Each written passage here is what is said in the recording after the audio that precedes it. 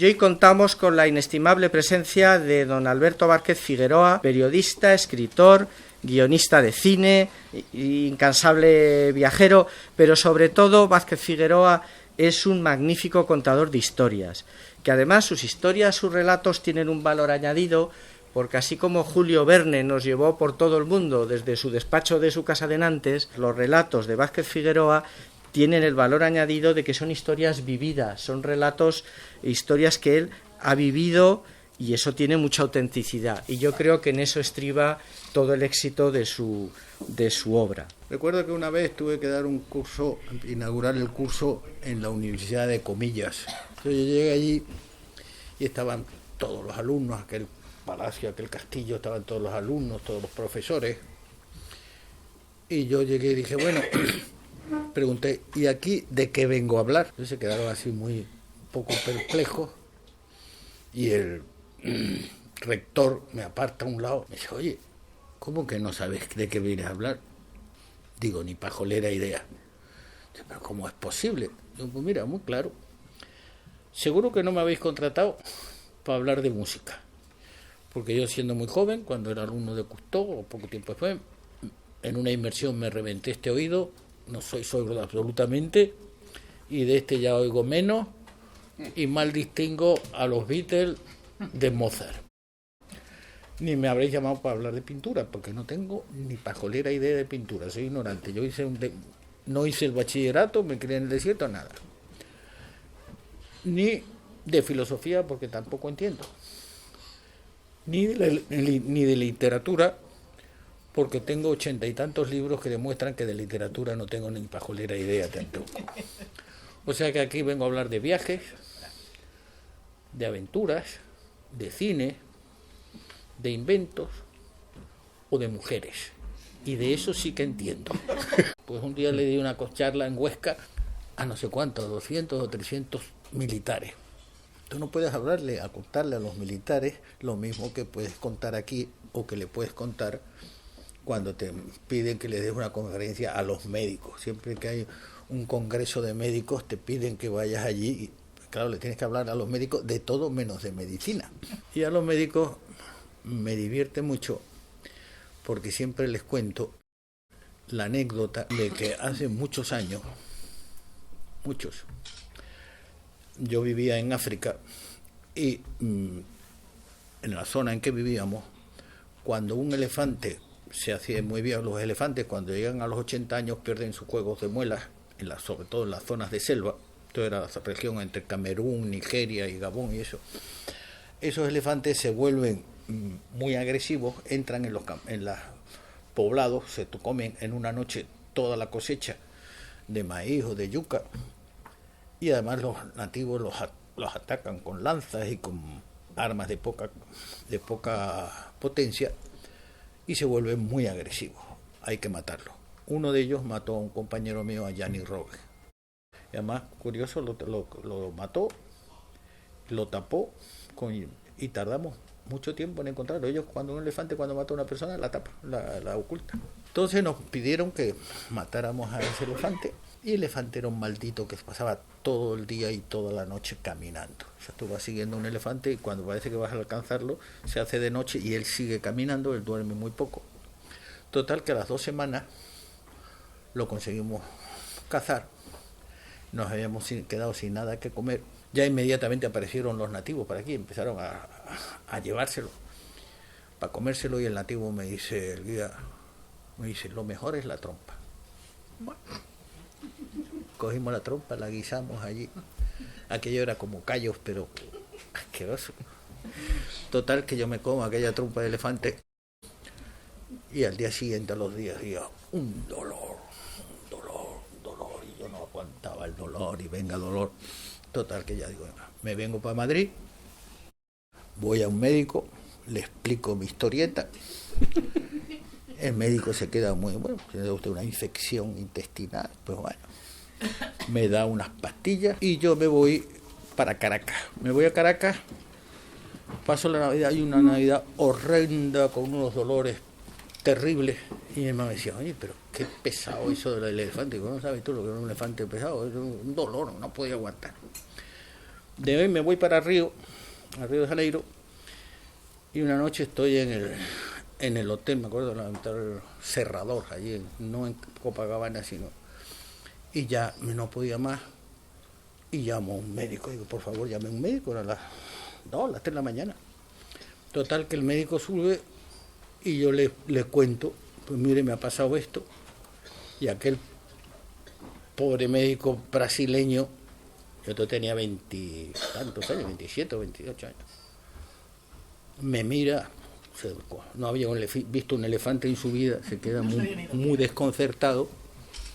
Me dijo, bueno, no sé, vamos a ver. Empieza a mirarme y al ratito me dice, señor, con esta gracia que tienen los brasileiros, los de Río, señor, con todos los respetos, usted es cliente del hotel y yo debía ser muy respetuoso con usted, pero no puedo evitarlo, decírselo, usted es tonto.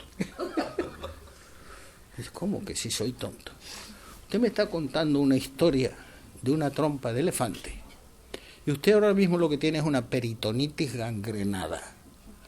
Hace 3 meses que tiene una apendicitis y usted está contándole a todo el mundo que tiene una trompa de elefante ahí metida y lo que tenía es una apendicitis que se le ha reventado y se está usted muriendo. Yo me crié en el desierto por circunstancias familiares.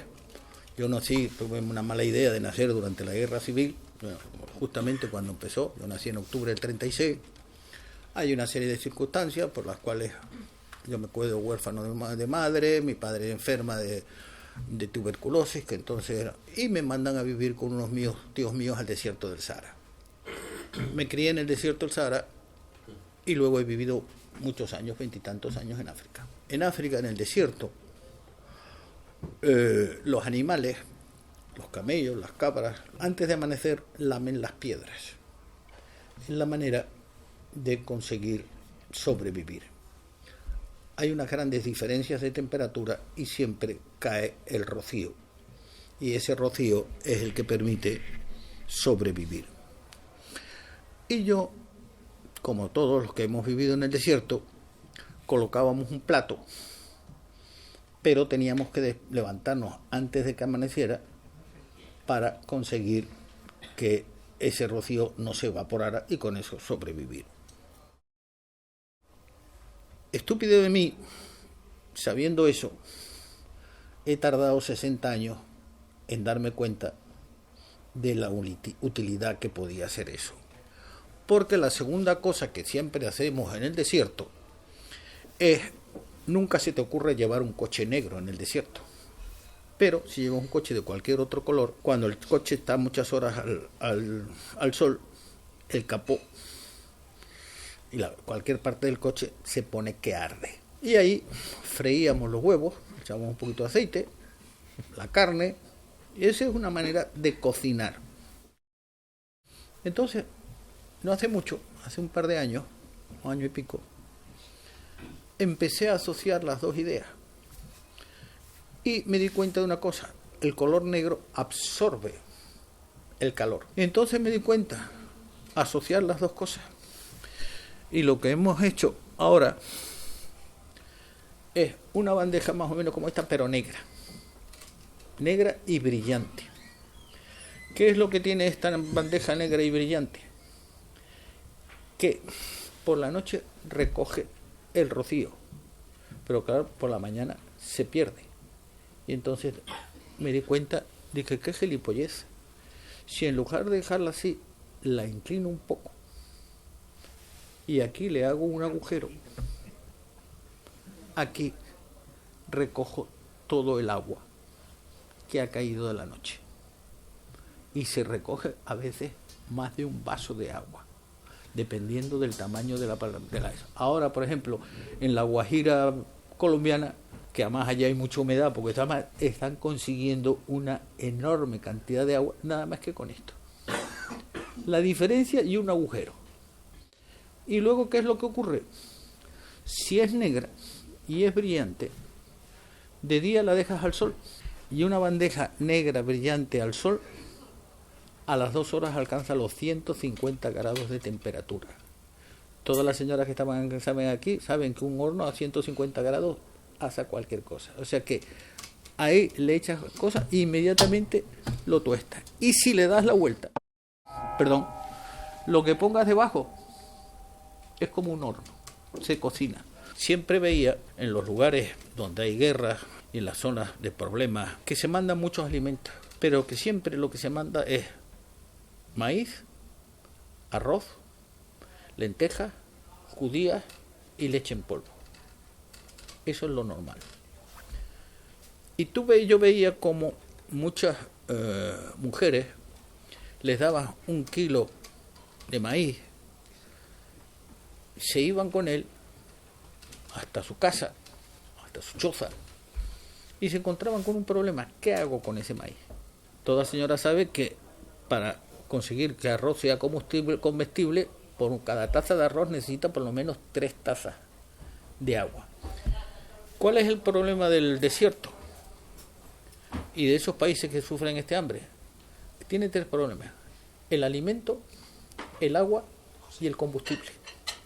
Y carecen de los 3. Podemos solucionar el combustible con una bandeja que les dé el calor suficiente. Podemos solucionar el agua recogiendo el rocío. Pero ¿qué pasa con unos alimentos que no pueden cocinar porque consumen mucha agua? Y entonces me di cuenta de una cosa. O sea, yo de niño, en mi infancia, me alimentaba de gofio. Los incas descubrieron, antes de que llegaran los españoles, que el maíz, primero tostado y luego molido, duraba muchísimo más tiempo.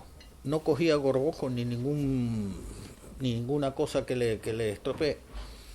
Y además necesitaba menos agua a la hora de amasarlo. Al mismo tiempo, a este lado del Atlántico, los canarios y los bereberes habíamos descubierto que el trigo, las lentejas o los garbanzos, primero tostados y luego molidos, eran el gofio con el cual nosotros nos alimentamos. Entonces, lo que ahora estamos haciendo es eso, le echamos agua y se hace una masa que antes no se podía enviar, pero ahora se puede enviar envasado al vacío. Yo cuando era niño, a mí lo que me encantaba era el gofio, mezclarlo con plátanos, o con queso. Entonces eso te lo puedes comer directamente.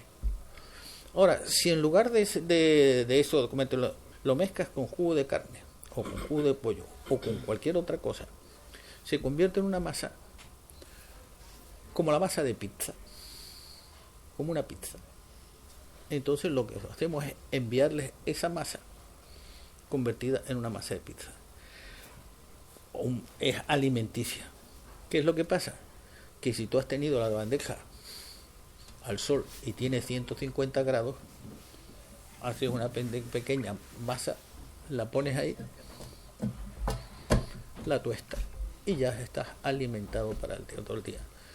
Y por la noche pones la bandeja así y llenas el agua. Entonces eso me hace feliz. Es decir, es mayor éxito eso que vender muchos ejemplares de un libro que a lo mejor el libro es una gilipollez.